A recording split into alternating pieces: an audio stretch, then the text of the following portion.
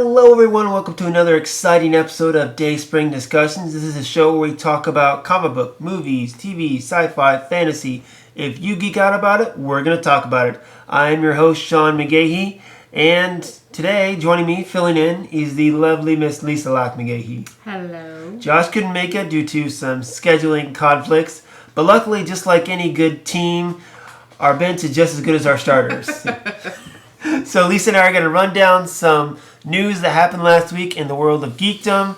We're going to talk about it, and of course, you're always welcome to chime in via social media or email. So Lisa, are you ready to go on with it? I'm ready. Your belly is full. You're ready to rock?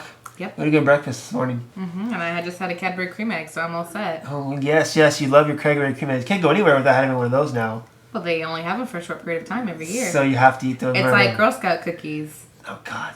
So don't judge. Hey, I see how you are. Yeah, I think I see all the empty packages of the Girl Scout cookies in the trash. I know, right? It's horrible ones. They're like crack. But good. Thankfully, they only come out once a year. So, all right. So let's get back here. Starting off, first story we're going to talk about is 10 Cloverfield Lane. Now, this is the film that kind of snuck up on everybody. Producer J.J. Abrams describes it as a blood relative of the movie Cloverfield. The first trailer came out about a month ago, and then last week we got a second trailer. The film itself comes out on March 11th. Now in this new spot, we see Mary Elizabeth Winstead, the actress, awaken to find herself a prisoner or a patient of John Goodman, who claims to be keeping her and John Gallagher Jr. safe from something that is outside the bunker where supposedly everyone is dead. In the trailer, we kind of see some tensions mount. In that first trailer, we saw them almost like a family unit. This one, you see there's actually tension there. Mary Elizabeth Winstead actually gets out, and we see something coming over the house. Not sure if it's the Cloverfield monster or not. Lisa, you just watched it. What do you think? Well, I never saw Cloverfield. You didn't miss much. So I don't generally like. It looks like it's supposed to be like a scary kind of suspenseful, yeah, type thing, and I don't generally care for those movies very much. I mean, the trailer's intriguing. Like, I mean, I'm curious if something is really out there or if he's just dicking them around. He's just like, evil. Who knows? But I mean, it seems from the trailer that there is something out there, but I mean, I don't know. I mean, I'm not curious enough that I'm going to want to go see it. Yeah, I mean, I think I might. Cloverfield, I didn't really like. First off, it was that first-person camera shaky style that I really just can't stand now. And then, of course, Cloverfield, it turned out it was like a Godzilla-like monster, which they should have just made a Godzilla movie for that respect. The thing that really kind of fascinates me about this film is that it snuck up. Because J.J. Abrams, he loves his sneakiness. He likes to be, secretive, yes. And while everyone was focusing on a little film of his called Star Wars The Force Awakens, he was pushing this film through. And like I said, the first trailer comes out 2 months before the movie comes out. I mean, in this digital age, it's pretty rare that you can get a film to sneak up like that. That for me, that's the most exciting thing about the film. I think it's going to be a very small film, especially if you just have those three actors. I'm intrigued by it, if nothing else, because of the cast. I love Mary Elizabeth Winstead and John Goodman, both terrific thespians. So in that respect, I'm not going to see it in theaters, especially since it's March 11th, and got to prep for other films that are coming out. But I'll definitely check it out when it comes to DVD. It could be interesting. I'm not holding my breath. You can watch that one night after I go to sleep. As I do most movies, exactly. Right?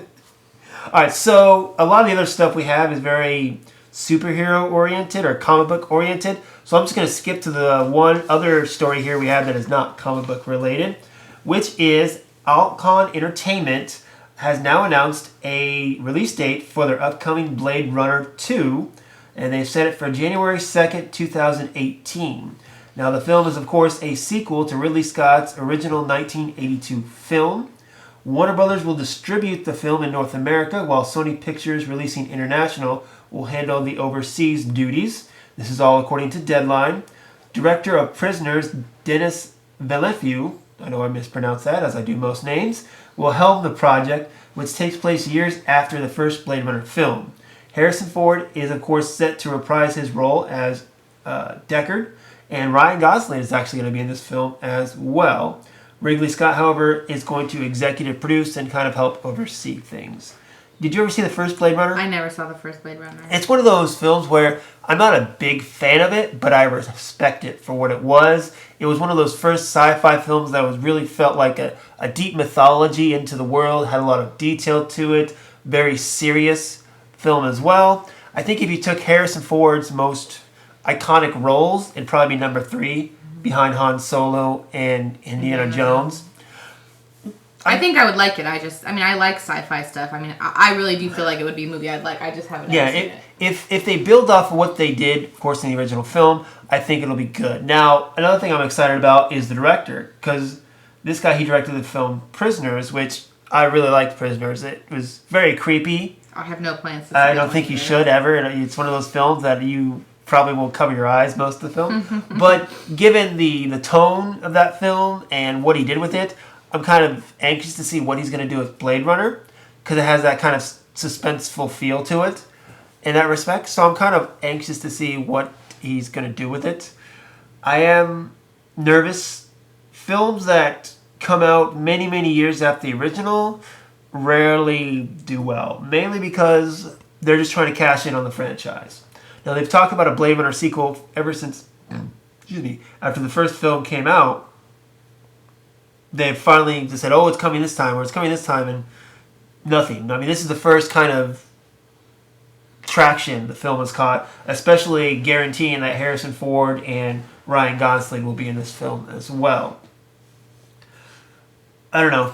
I mean, if you look at it as, say, a recent film, Terminator Genesis, exactly. It's they're trying to take these brands that were famous at one point, trying to build off of it, and they feel like if they put out a pile of crap because it's got the Terminator name on it, people will still go see it, which I went and saw it.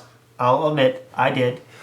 It wasn't that good, and it just refrains me from trusting the Terminator brand ever again. So I'm hoping it's not going to be one of those things. I'm hoping since it's been so long that they're actually going to take some care with it, and it's actually going to be a decent film, but you never know. I guess we'll see. That's been the big thing lately, is taking a movie that was really good a long time ago and making a sequel or a follow-up now. Trying to go off the brand. Like, look at Zoolander 2 right now. Or Independence Day. Independence Day, granted, the new Independence Day has not come out, but from what I've seen, it just doesn't interest me. Mm-hmm. Yeah. And again, it's Independence Day, which I love the original one, and I'll go see it because of that. But if they lose me with that one, I'm never going to trust the brand again. So let's hope we don't get that with Blade Runner. I guess we'll see. All right, so moving on. All the other stories we're going to cover today is going to be comic book related, so hopefully I don't lose some of you. But let's start off with the big one. Something that everybody's been talking about, Deadpool. It crushed it at the box office these last couple weekends. So now everyone is looking at this film and first saying, oh, it's an R-rated comic book movie, that's why it worked. And other people are saying, oh, it was true to the character and that's why it worked. On that first half of it, now... Those two things basically are the same thing, though. It was an R-rated comic movie because it was true to the character. Because it's an R-rated character, exactly. Right, that's really the same thing. Exactly, but now Hollywood, of course, is taking it the wrong way, saying, oh, we need to make more of our movies R-rated, is what they're saying, because they think it'll work better. So in that regards, related to Deadpool and its already greenlit sequel, spoiler alert, if you haven't seen the end of Deadpool, I'm going to do this for you. Deadpool at the end credit scene actually said that the sequel will have the character of Cable in it. Now, for those of you who don't know, which... I know. I mean, come on. Exactly. Because Lisa's been married to me long enough. She knows, right? Yes. Cable, of course, is the future son of Cyclops and kind of Jean Grey. It's complicated. We'll just say Jean Grey. From the future, fought Apocalypse, comes back in time to make sure that his dystopian future never takes place.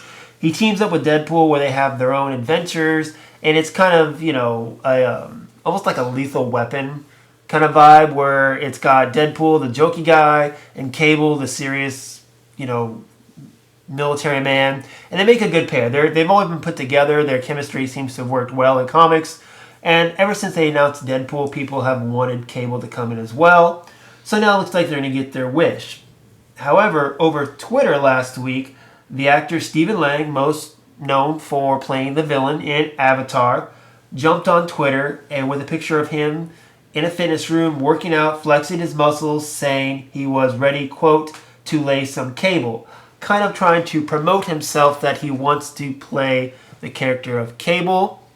Now, many actors have done this recently. It rarely works, though. It rarely works, yes. Most recently, Tyrese Gibson campaigned on Instagram to play Jon Stewart, the African-American Green Lantern, in which case I had to write a whole blog about how I was against this because I think Tyrese Gibson is a horrible actor. But Lang has been kind of a fan favorite, mainly because of his looks and his attitude. Of course, he played that hard military man in Avatar. He's got the white hair. He's a little older, so I can see how that fits as well. Now, tying into this, of course, is the film X-Force. Now, X-Force is kind of the more rough and tough covert group compared to X-Men. The team consists mainly of Cable, Deadpool, Warpath, Domino, a lot more shady characters than what's on the regular X-Men roster. In other variations of X-Force, you had Wolverine and Archangel and Psylocke and, of course, Deadpool as well. So now they're talking about an X-Force movie, possibly after this other Deadpool sequel. So you introduce Cable in the Deadpool sequel, and then, of course, they form X-Force after that, possibly giving it an R rating.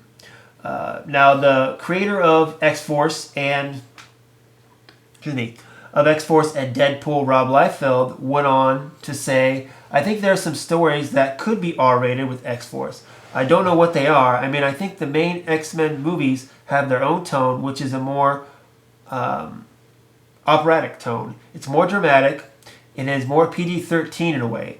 X-Force I could see being R-rated, and who knows, I'm saying I can imagine a universe in which X-Force is R-rated.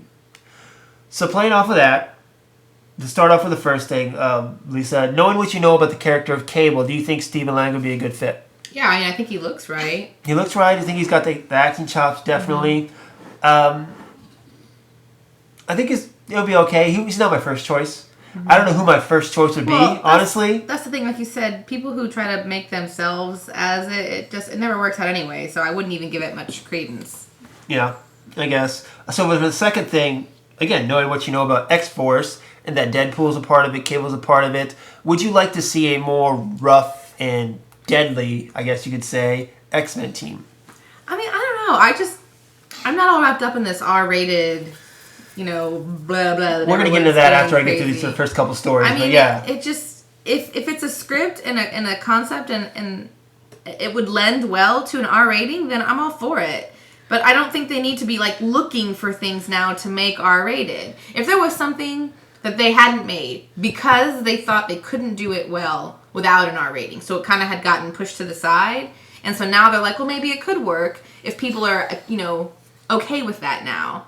So if this if X-Force was something that maybe they said 10 years ago, they were like, maybe we should make an X-Force movie. And then someone's like, no, that really have to be R-rated. To stay true to the material, you have to be, yeah. So we can't do it. And then so now people are like, well, maybe we can do it now. Then sure, I'm fine with that. But I don't think that they should go looking for R-rated things material now that are R-rated material. Yeah, they shouldn't just go trying to pick through the comic library now and say, oh, well, that could be R-rated and that could be R-rated and that could be R-rated. So let's make those. Mm. I mean, if it wasn't something that you thought yesterday was going to be a good movie, then you shouldn't think now it's going to be a good movie just because an R-rated movie had done well. Yeah. You know what I mean? I gotcha. I don't know. Understandable. I gotcha, yeah, in that respect. So sticking with the X-Men universe, a pamphlet that made its way around Fox's Toy Fair presentation has revealed that the third and final Wolverine film could possibly get an R rating now. Fox's success with Deadpool kind of makes them feel like they can take this character and unleash the claws of Wolverine a little bit. Though creators are saying they're not actually aiming for an R rating, they're not afraid to go that route if needs be. I don't think it's necessary. So with this one as well, the last Wolverine film is said to be based, or loosely based, off of the famous storyline Old Man Logan, which was written by Mark Millar, who wrote Kingsman and Kick-Ass. And it's said to star, of course, Hugh Jackman and Patrick Stewart. The Wolverine film is set to come out March 3rd, 2017. So I know you're not too familiar with the Old Man Logan storyline, so let me just run through a brief synopsis with you, and you tell me if it kind of needs R rating or not. It's many, many years in the future, and all the supervillains have gotten together, banded together, and basically taken out all the superheroes. And all that's left is Wolverine. He's out in the West. He's got a wife. He's raising kids, and he has a farm, and he hasn't fought or popped out his claws in many, many years. And he has to pay land taxes to the descendants of Bruce Banner, the Hulklings, who are basically, what's happened is Bruce Banner has, what do you call it, inbred? They've only grown their ranks amongst themselves, so you have these like Hulk children that are really strong but really dumb, pretty much. And they tell Wolverine that he owes them taxes and he can't pay them. So along comes an old blind Hawkeye, says, hey, I know a way for you to make some money. You just have to help me with this cross-country trip. Wolverine agrees, so him and Hawkeye go across the country, which is ruled by supervillains, to try to pull off this job. Along the way, they run into various other Marvel supervillains that they have to defeat.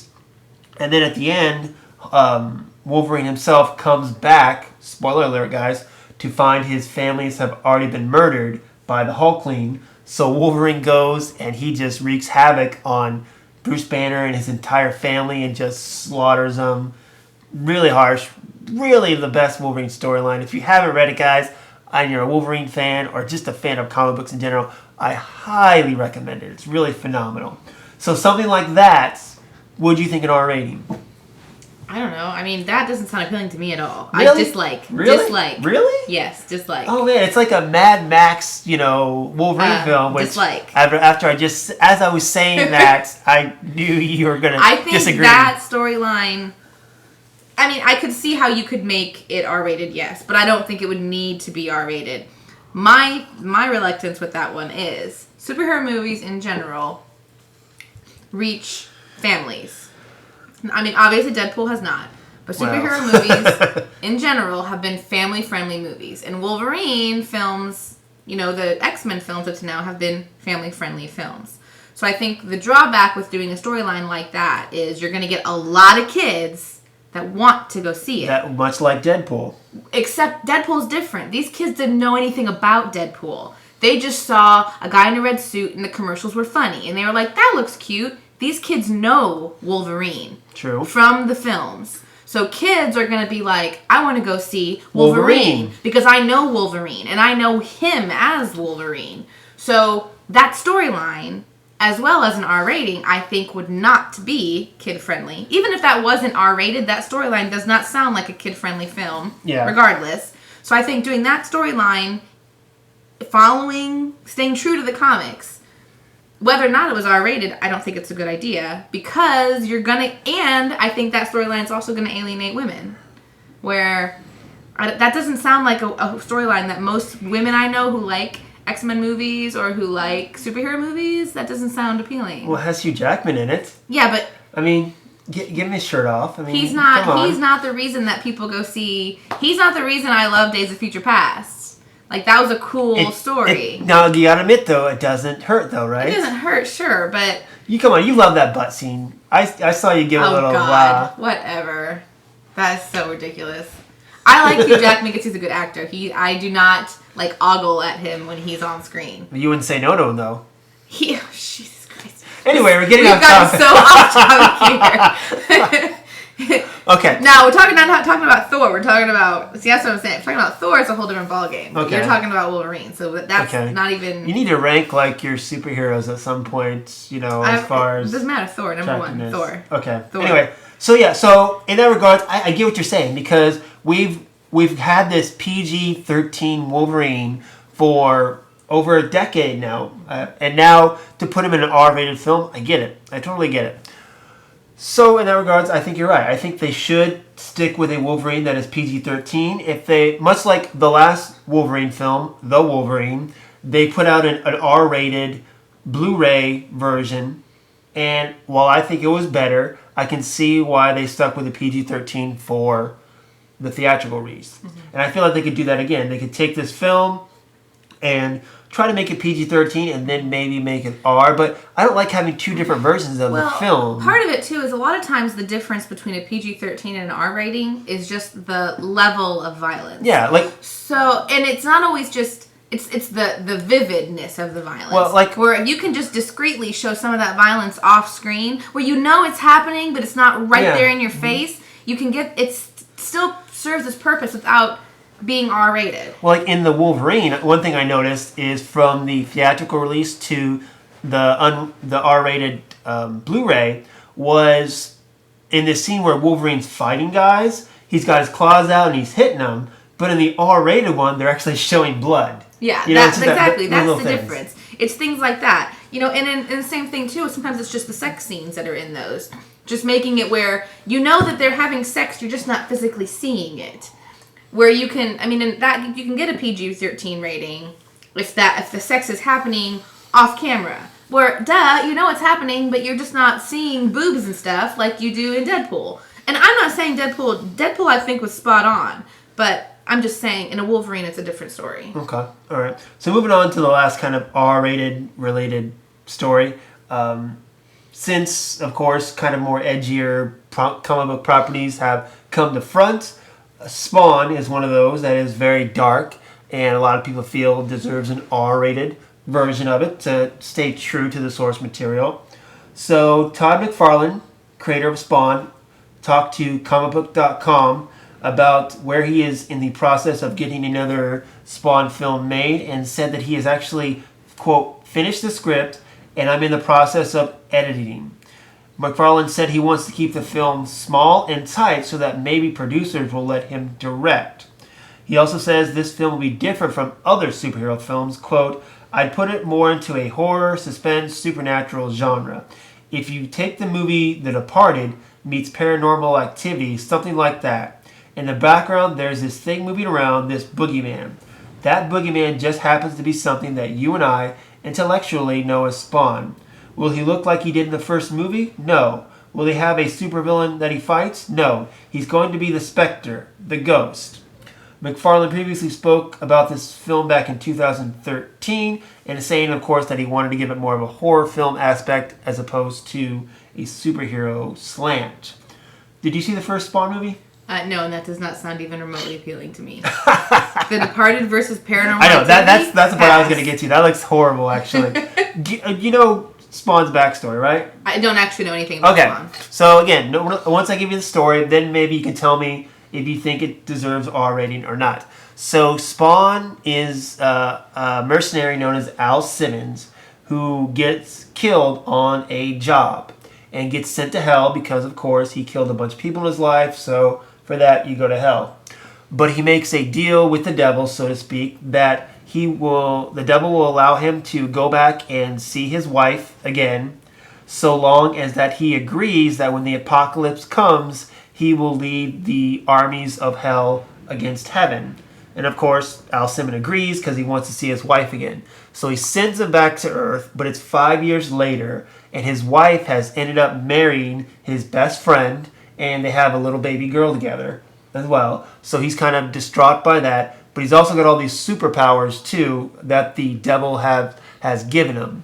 But every time he uses his powers to help people, he actually is killing himself and slowly dying and wasting his second chance, so to speak. And, of course, looking after him is the Violator, they call him, which he looks like a clown, but then when he gets angry, he turns into this giant, powerful monster that can actually kick the crap out of Spawn.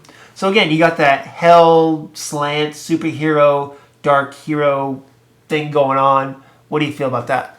Yeah, that also does not sound appealing. You have no imagination. I'm sorry, it doesn't sound any good. I'm sorry. Come on. I think it's the first film stayed true to the character. It just wasn't well made. I think what Todd McFarlane is describing does not look good to me at all. because like I said, Spawn has these superhuman powers, and said they're not going to give him a supervillain to fight. That's just kind of lame, you know? Mm-hmm. That's like in the Wolverine film where in the theatrical cut, he was surrounded by ninjas and all they did was shoot him with arrows and he went down versus the R-rated one where he actually fought all the ninjas, you know? Why set up that big fight like that and not show it? It's just silly. I don't know. But this version of Spawn, I'm not really excited about. I think they need to go back and, they were on the right track story-wise with that first film. It just wasn't executed properly. So I think if they go back and stick with that, it'd be better. I don't know. Todd McFarlane, he seems like kind of a weird guy, really. Well, if he wrote that, I get that he's kind of a weird guy. That's a weird story. One of the videos I watched, or DVDs I watched last week was called The Image Revolution, which if you're a comic book fan, if you haven't watched it, I highly recommend it. It's about how all these guys, Todd McFarlane, Rob Liefeld, Jim Lee, who were big guys during the early 90s of Marvel and really put Marvel on top. They were getting crummy deals over at Marvel, so they decided to break off and do their own characters. Todd McFarlane created Spawn, Jim Lee did Wildcats, Rob Liefeld did Youngblood, and they made their own company that, of course, eventually started to fall apart. And, a good documentary. If you're a comic book fan, I highly recommend it. But from that documentary, I got that Todd McFarlane is, while very professional, is almost like a Steve Jobs type of character where he's so serious and so dedicated. He comes off as kind of like an asshole sometimes. So in that respect. But I want to see another Spawn. I do. I love the character. The comics are good. I'd want to see another Spawn. I just want it done well. Whether it be R rating, I think this is the one. Wolverine, I would say yes. Let's keep that PG-13. Spawn, let's do R. So that sounds reasonable. So kind of rounding out these stories in regards to Deadpool, kind of setting this precedent now for R-rated films. I'm in the majority where people are acting like this is the first ever R-rated comic book film, and it's not. I mean, what about Kingsman? Or Watchmen? Kingsman's a bad example, but yeah, Watchmen. Why is Kingsman a bad example? I'll get to that in a minute when we get to our Kingsman story, okay? Whatever. So, okay, well, Watchmen, that was R-rated, right? Kick-Ass 1 and 2, Watchmen, the Blade movies, those are all R-rated superhero films, and they all perform poorly at the box office. And then going to my second point that I talked about earlier, where it stayed true to the character, there are a lot of films... The first Kick-Ass didn't do well at the theater? No, neither of them really did. But the first one did all right. It did okay, but not well. It wasn't a hit, I guess you could say. And then other thing with other characters that have tried to stay true to the characters or tried to stay close to the source material, that hasn't always worked as well. What I think people are not getting about Deadpool is that the reason it works so well is not because it's R-rated. It's not because it's close to the source material. It's because of the people behind it. Because they're passionate about the project and they wanted to make the screenwriters, the director, and especially Ryan Reynolds be star. They have a passion for the material. They know why this character works so well, and they brought that to the forefront. A lot of times with films, I'm going to use Michael Bay as an example with Transformers, okay? They're in it for the paycheck. If you get someone passionate about the material who loves it and wants to do right by it, but not too close to it, because there have been times as well, the director of the Dungeons & Dragons movie was allegedly a huge Dungeons & Dragons fan, and that movie was crap as well. So you got to have that nice blend, but I'm just saying Deadpool is a 1 in a million thing. It's lightning in a bottle, and I hate it in the industry now where people see something that works and they try to copy it. But when they try to copy it, it's a ripoff of a ripoff, and it doesn't work. Like when Lord of the Rings came out, everyone tried to push their fantasy, genre films, and they were all crap because they were trying to catch the lightning in the bottle that Lord of the Rings was, and you can't catch it. Lightning only strikes once in a while, and in a bottle, only once in a bottle. In a bottle. Well, I was going with the lightning strikes at the same place, once, but. Anyway, you get what I'm saying, though, right? I totally get what you're saying. I think people are... Hollywood does this all the time. I know, and it bugs the crap out of me. It really does. So, I'm just... I think they're getting the wrong lesson from Deadpool. The problem is, and the issue is, it's not that they're getting the wrong lesson from Deadpool, but they get this wrong lesson all the time. It's a huge story for 2 or 3 months.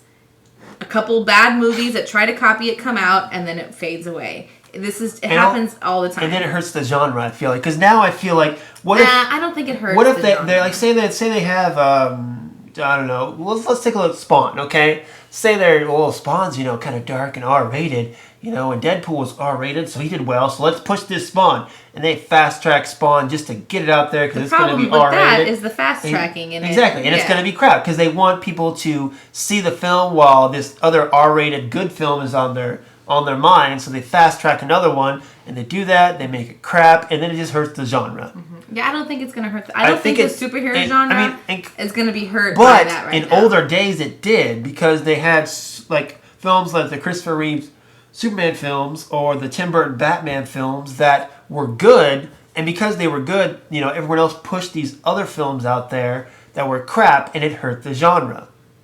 And I don't want that to happen. The future Batman films and the future Superman films themselves hurt the genre, not ones that were trying to copy. Well, that's another story right come on, Superman 3 or Batman and Robin, for real. I'm pretty sure they did enough damage in them. They did. Okay, so let's move off of this soapbox and jump on to something else. Guardians of the Galaxy Volume 2 is set to come out May 5th, 2017, and they have started shooting it. And one of the casting announcements that has been rumored for a while now and has been made official last week is Kurt Russell will join the cast. Now, some are speculating that he is going to play Star-Lord's father. Nothing has been confirmed. In the comic books, Star-Lord's dad is the king of Spartax, which is kind of an intergalactic empire. But James Gunn, the director, has said that he is not going to have the same dad that he does in the comic books. And then, of course, at the end of the film, in the original Guardians of the Galaxy, Glenn Close's character hinted that Star-Lord's father, or Star-Lord's blood, is something old, ancient, and powerful that they haven't seen in a while. So that kind of leads me to believe even more that they're not going to have the same dad that he does in the comic books. However, Kurt Russell looks a lot like and would definitely fit the bill of what he is in the comic books. But that's one story. The other story here is that one of the older Guardians of the Galaxy characters, Mantis, is confirmed to be in the film. Now, Mantis is a half Vietnamese, half German woman who was left with the priest of Pama, which is a section of the Kree Empire, as an infant. The Kree believe her to be a celestial Madonna, taught her martial arts. Mantis possesses the ability to instinctively sense weak points in an opponent as well as superhuman strength.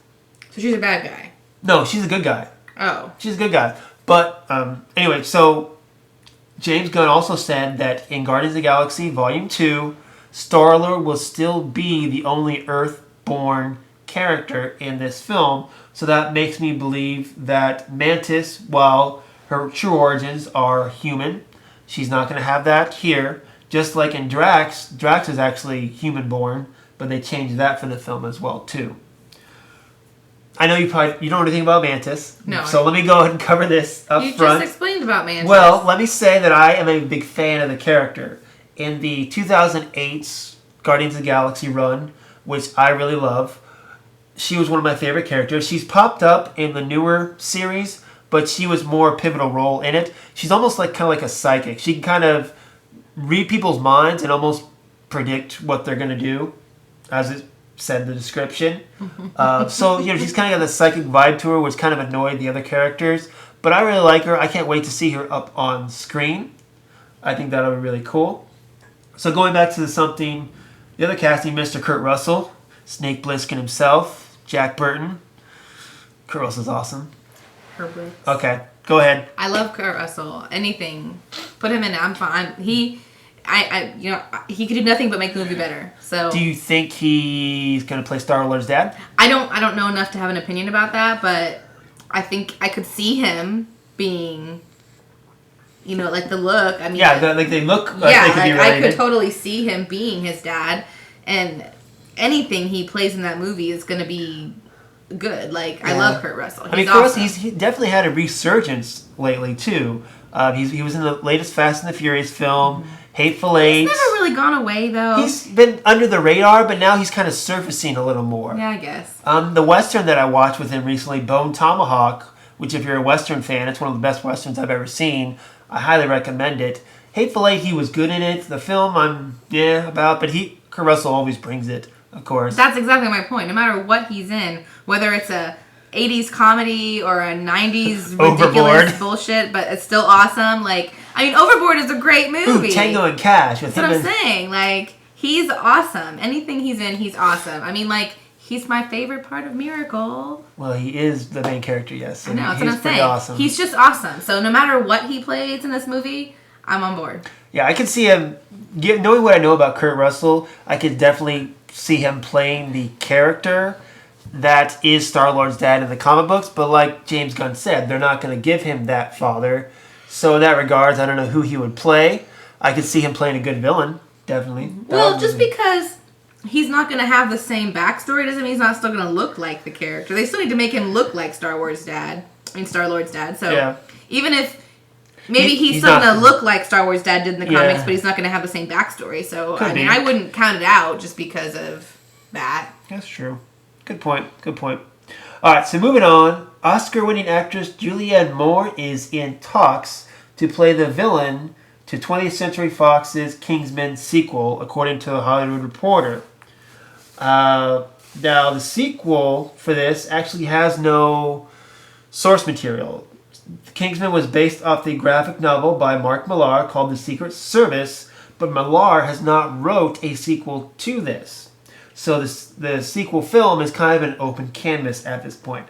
Now, the original Kingsman defied box office expectations and made $414 million on an $81 million budget. Matthew Vaughn, who directed the first film, is also set to return as director. Taron Egerton is also coming back to star. The film is set to shoot this summer. You comment on this before the show, but Julianne Moore. I love Julianne Moore. Yeah. I love Julianne Moore. Me too. I love her. I mean, I can't. There's very few things I've seen her in that I haven't liked her in. Good thing you didn't see The Seventh Son. Okay, well, that's true. That was just a horrible film. I just think she is amazing. Like, I love her and just about everything she's done. Like, from her earliest things. Like, I remember when I was a kid even, I saw her in a movie called Assassins with Antonio Banderas and Sylvester Stallone. She was great in that. 9 months. She was good in that too. Yeah, she's great in 9 months. Yeah, she just, I love her. And so same thing with Kurt Russell. You add her to anything and I'm on I feel like the two of them did a film together, Julianne Moore and Kurt Russell. Did they? I think if they didn't, they should have. Well, anyway, I love Julianne Moore and I loved Kingsman. So, having Taron Egerton back and then throwing her in the mix, I think I'm looking forward to a Kingsman sequel. Yeah, cool. So going back to what you were saying earlier, you were talking about Kingsman. Mm-hmm. It was a hit. So you can't really do that with the R-rated thing. Mm-hmm. But another thing, going back to Deadpool just a little bit here. So Kingsman made $414 million on an $81 million budget. Deadpool budget was, I think, just over $50 million. They've already made, I think, $250 million something like on that. So it goes into the thing where your studios are spending $200 million budgets on these movies, and this is just going to show you don't have to spend all that money if your material, if your actors, if your directors, if everything is on point. Mm-hmm. I think that's one of the reasons. I don't know. I do think that movies sometimes go a little crazy with the money they spend. Like, doesn't always, like, sometimes I watch a movie and I'm like, what the hell did they spend all that money on? Like, I don't understand. A lot of times with the actors, like for instance, the upcoming Gambit film, which is another X-Men spinoff film, is said to have a $150 million budget. Mm-hmm. Okay, we're like, so if they just made Deadpool for $50 million and it looked great, why did they have to spend $150 on Gambit? Mm-hmm. And of course, a lot of that has to do with A, Channing Tatum, and B, the director Doug Liman, who are bigger names. Yeah, but what about with... See, I remember us talking about that, but then when you think about Kingsman, I mean, you had in that movie, you had some big names. Samuel Jackson, Colin Firth, and then Michael Caine. There's no way that they did it for pennies. Well, so, like Deadpool, I get it. Like, I can't imagine that T.J. Miller demands that much. And Marina, background, she's awesome, but it's not like she can go in there and she's not a movie star. She's more of a TV star than a movie star. And Ryan Reynolds probably didn't take a paycheck. So I can see how Deadpool managed to keep their pay down. But, like, Kingsman, I don't understand. I'm a little confused how they spent such a small amount. I'll go with this in saying that Mark Millar and Matthew Vaughn had already established themselves in the Hollywood circles, so I bet they were probably friendly with, at least Samuel L. Jackson. I know because Samuel L. Jackson is, of course, a fan of the fantasy, sci-fi, comic book, and he genre. had a lot of fun with that too. Exactly, of course. Yeah. So I could see he wasn't too hard to persuade. And Michael Caine, of course, he's done comic movies, the Dark Knight trilogy. So I can see... And he had a smaller role. And as far as... But Colin Firth, surely Colin Firth, this was something totally different for him, though. Right. So I can see him wanting to take it on just for the challenge of it. Yeah, I guess. He's that kind of actor where he's like, oh, this is something totally different than what I've done before. And he totally owned it. He was awesome in that film. You hear the rumors that they want to try to bring him back. I heard that. I don't know about that. They just need to move on. Yeah. They just need to move on, but I'm excited to see what they'll do. I mean, I liked the film. I didn't love it. I liked it. I liked it, but not needed. I'm interested to see what they're going to do with the sequel, because going back to Mark Millar's Kick-Ass, as soon as they were done with the first Kick-Ass, he immediately started writing Kick-Ass 2. And the film, I think, came out right about the same time that the last issue of Kick-Ass 2 came out. So the movie and the comic almost came out about the same time, really. So in that regards, this having no original source material, nothing to go off of, I'm anxious to see or curious to see where they go off to. So there's that. Next up, we have one of your favorites, I know, Teenage Mutant Ninja Turtles. Woo! Out of the Shadows. Paramount Pictures has released 4 character posters for the upcoming film, which comes out June 3rd. The film will star Megan Fox, Stephen Amell, Tyler Perry, Will Arnett, and more. Now, these posters are showing the Heroes in a Half Shell looking over the city and just kind of watching it a little bit. I'm going to start off by saying I hate him. Not that I hate these posters. I hate them because Paramount Pictures is getting me to see this film through all their marketing material. The original Teenage Mutant Ninja Turtles film, or the last one, so to speak, I hate it. I grew up on Ninja Turtles. I can't believe you're even entertaining the idea. I know, and that's what's driving me crazy about it. Is after I walked out of that first film, I was like, oh my god, this is crap. I know they're going to make a sequel. I'm not going to go see it. It's going to be horrible. But the trailers and these posters, I'm just like, god damn it. It's just like, it's the fact that it's Ninja Turtles is what it is. I grew up with a love for Ninja Turtles, and anything Ninja Turtles I want to at least see because I want to see more of it.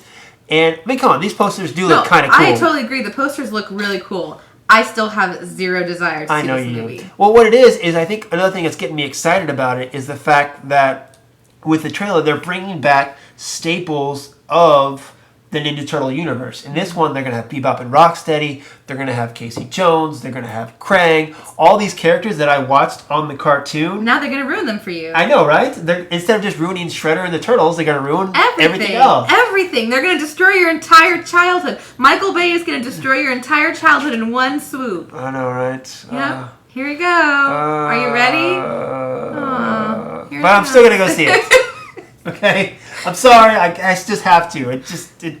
I don't know how to explain it. It's my love for Turtles. And it just pains me, especially when I see this and I'm like, my God. I know how you could do it. I know how you can do it right, but nobody asks me these questions. Mm-hmm. Nobody cares. Nobody asks you. If anybody's listening, please call me, okay? I know how to fix this. It's an easy fix. You just have to call me, pay me a little bit of money. I'm not too greedy. Just a little bit of money, and I will tell you how to fix this franchise so that you will make lots more money. I need a moment here. Okay, I've collected myself. Let's move on. All right. So Captain America, Civil War, coming out May 6th. A lot of people are dubbing this film as Avengers 2.5 because of all the characters in it. However, the star Chris Evans hopped on D23 magazine and assured people that the focus will be on Steve Rogers. Quote, even though there are a lot of characters, the focus is on Steve and his struggle, especially his struggle with Tony Stark. It's exciting to see a guy who is as optimistic and has his struggles, especially with Tony Stark, who's as selfless as Steve, be met with letdown, betrayal, frustration, and selflessness. There are events and people in his life that test him, that challenge him, and force him to reevaluate who he is and what he wants out of life. We've seen it coming, said Kevin Feige, Marvel Studios president. Quote, the clues are there. When you watch the other films, you see how Captain America and Iron Man fight the bad guys together, back to back, but they have differences. And there is something that happens in the world that divides them. Captain America Civil War will be directed by the Russo brothers, who directed the previous film, Captain America Winter Soldier. Stars Chris Evans, Robert Downey Jr., Scarlett Johansson, Anthony Mackie, everyone under the sun. So, Chris Evans saying, hey, this is still my movie. I believe it. I trust Marvel Studios. I think the trailers are just showing everybody else to get you hooked in. Yeah, I think I think the trailers are even kind of highlighting that. Hey, this is still Cap's film. Mm-hmm. This is still his struggle. Does he, protect his friend, or does he, go with the establishment who he believes is in the wrong?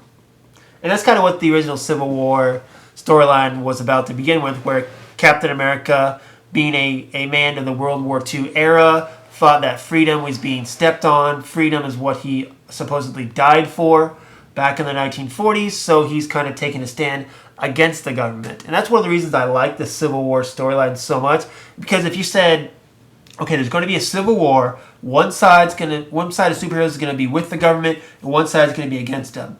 And if you thought, originally people would have thought Captain America, oh, he's the goody two-shoes, he's going to go with the government. No, he stood against them. I thought that was awesome. It's one of the reasons I like the character, because he's not for the government, he's for freedom, he's for what's right in that instance. And there is that struggle with him, because going off of this film, they're after Bucky, his old friend, pretty much his brother, because of all the bad things he's done and supposedly did. So Steve has to struggle with, do I protect my friend, or do I turn him in for all the bad things he's done? And I can see that struggle, which I'm excited to see. Yeah, I think it looks good. I'm excited for Civil War. But I agree. I think that it's going to be Cap's movie. I mean, I really think the trailers are just kind of showing you everybody else, and, just to get everybody excited for it. Mm-hmm. I don't know. That's what I think. I still think it's going to be Cap's movie. Yeah, I think it's going to be fun. I mean, honestly, it's the film I'm most excited to see this year still. Mm-hmm. Did you say when you're excited to see? What are the Marvel? Apocalypse. I think Apocalypse and Deadpool were the ones I think you were most excited to see. Yeah, Apocalypse and Deadpool. Yeah, okay. And I really like Deadpool, so now I'm excited for. So now you're excited that more for X-Men. Mm-hmm. So There we go. Cool. All right. So last story of the day. We're switching over. Not going to talk about TV or movies, but we're going to go straight up comic books.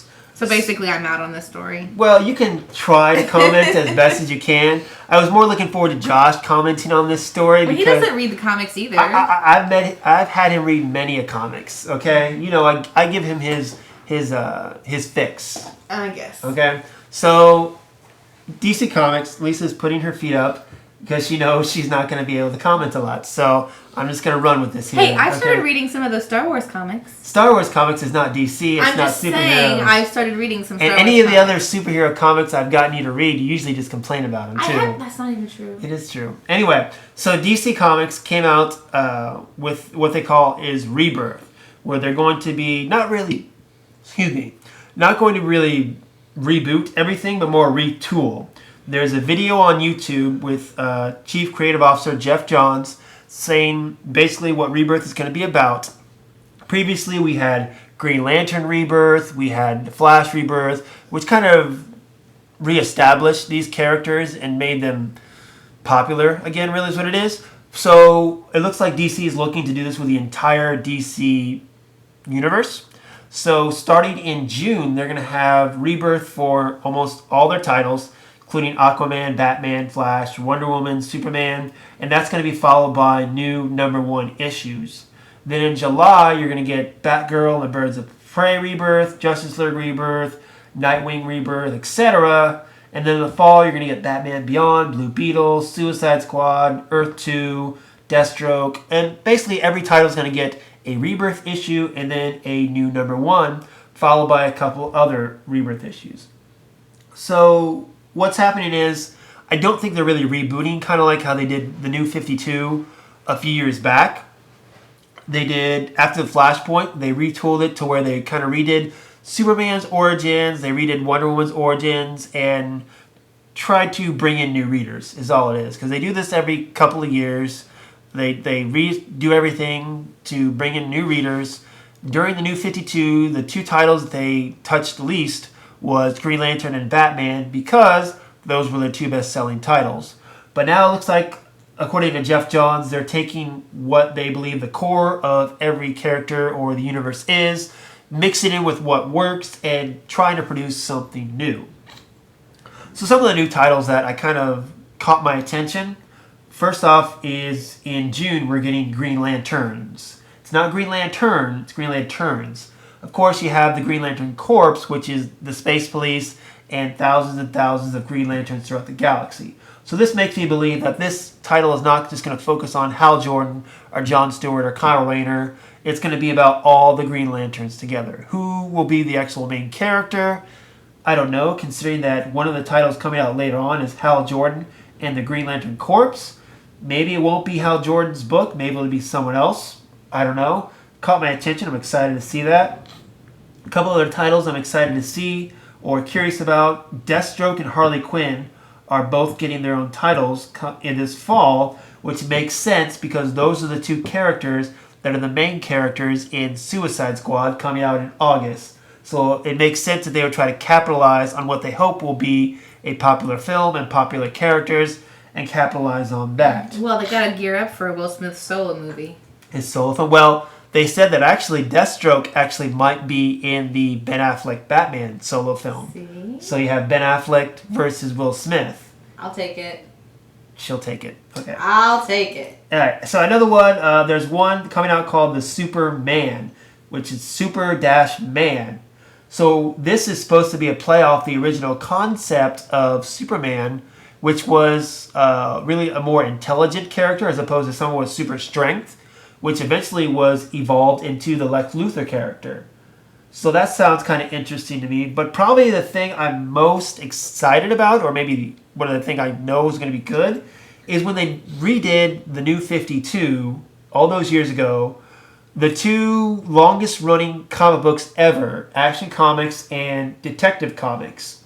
They went back and they threw out the continuity and started with issue 1 on both of them. I was so upset about this because you have the 2 pinnacle comic book titles. Why would you start at number 1? Why would you throw away 70, 80 years of that just to, try to get new viewers with a good issue number 1 on the title? It was stupid. So what they're going to go back doing now is they're going to start off where they left off. Action Comics number 957 and Detective Comics number 934. Now I know part of the reason they're doing this though is so that now they can put Action Comics number 1000 and try to sell the crap out of that. Because they're so close to 1000 with these, I know that's part of the marketing gimmick is what they're going to try to do.